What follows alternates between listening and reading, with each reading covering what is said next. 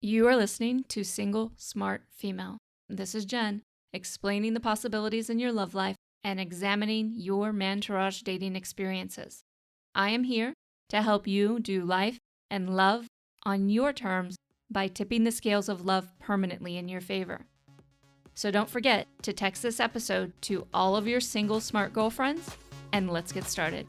Hello, Single Smart Female. It's your romantic fairy godmama coming to you with a single smart female, a listener question. Now, this listener question comes from Australia. Wait, no, it doesn't come from Australia. Actually, it comes from an Australian, lovely Australian lady living here in the United States. In fact, Miss, if I want to go back, writes, Jen, I'm from Australia and I live in New York City and have for 3 years. This would be better if I could actually do a decent Australian accent, but since I cannot, I will not. I am open to meet an American and stay here if that's the right situation for us both. However, I would still like the option that if it's a better decision, we move back to Australia at some point. How and when is this something to bring up in the dating stage? I'm not moving back anytime soon, nor do I plan to, but I don't want it to be completely off the table for my future. Okay, so this is definitely an interesting question. And I'm going to tell you just straight off the bat, it's something that you bring up closer to the relationship stage. I think in the beginning, we as women, disclose all of our expectations right at the beginning before he's really had a chance to invest with us. And that's a way that we disqualify each other really, really quickly. Whereas when we allow things to unfold and see what happens, there's a lot more possibility and magic and a lot more on the table. Somebody who meets you at the beginning and has decided that he would just rather stay in the United States forever, but yet he's going to get rid of you very quickly, okay? Or you're going to get rid of him if he says he doesn't want to.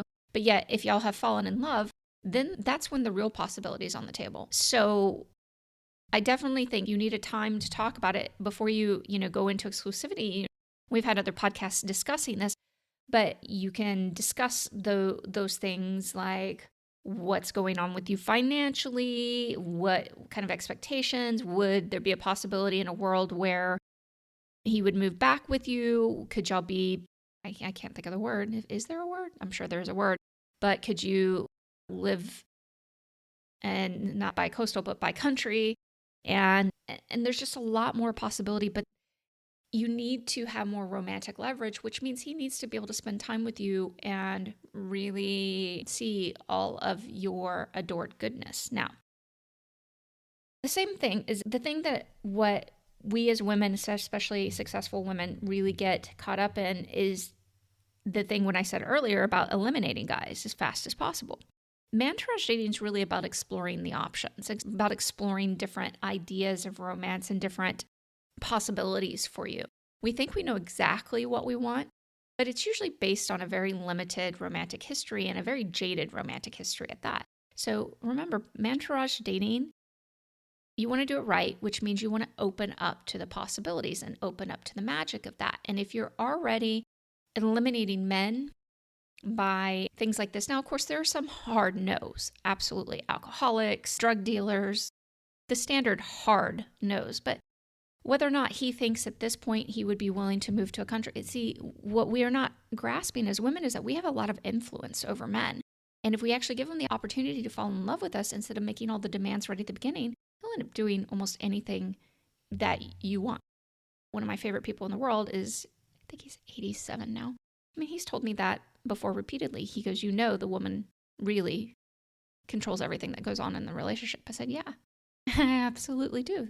But thank you for telling me. He goes, what a woman wants is what she gets. And that's because he has a great relationship with his wife. When this is done properly, instead of going in and trying to control, we end up actually with more control because we stay in what I term as our feminine essence, and we lean back and we're not trying to manipulate everything ourselves. And we're allowing the magic to unfold and allowing him to really fall for us. And so like even now, I've been with my husband for a very significant amount of time. Even if he says no to me right away, I know I can just relax because 9 times out of 10, he's going to come around and say yes. Okay. And that's because of the relationship we've developed and because I haven't forced it on him.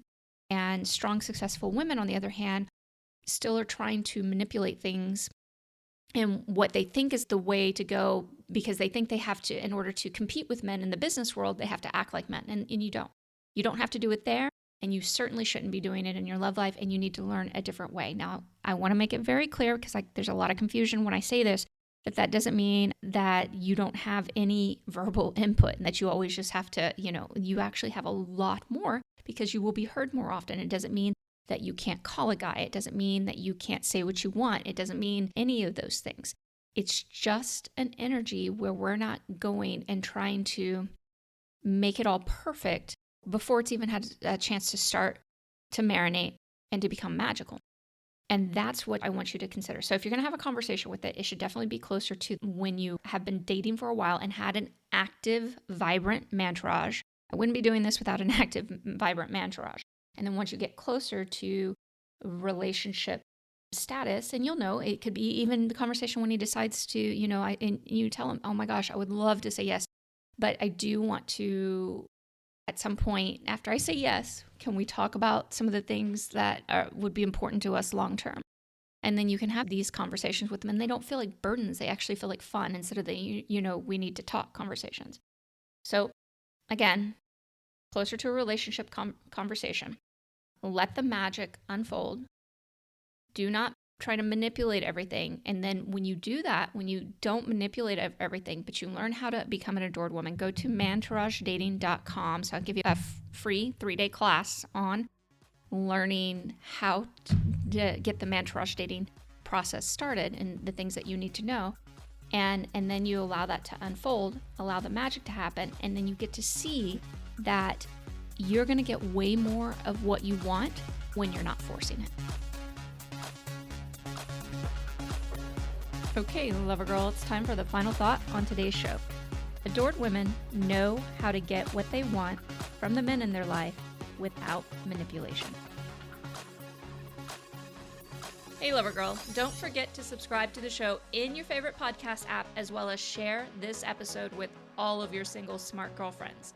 And if you are ready to walk permanently in the adored woman world and create the love life that you really want instead of the shit that they say that you have to settle for, then listen up. Women who get what they want search out the resources they need in order to make it happen. This is why you found me, and now it's time to make some badass, magical decisions in your dating and love life. No more half-assed decisions based on false information.